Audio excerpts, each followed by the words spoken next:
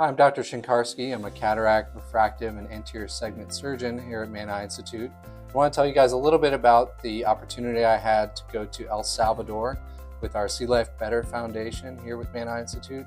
So while in El Salvador, partnering with the Ministry of Health, we're able to see roughly 200 patients a day for 5 days, working both in clinic and in surgery to help train some of the surgeons and staff there in El Salvador on these minimally invasive glaucoma procedures that I perform routinely here in the US.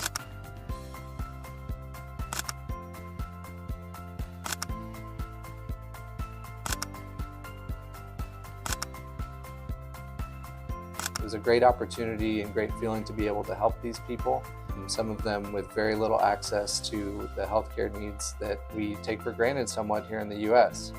And that's really the mission of the See Life Better Foundation, is to remove those barriers so that as many people as possible can have the same access to quality healthcare that they need to both preserve their vision and improve their quality of life. And that's what it really means, I think, to see life better and the mission of the foundation. So if you would be interested in supporting us or seeing more about what we're doing, please go to the seelifebetterfoundation.org website and make a donation.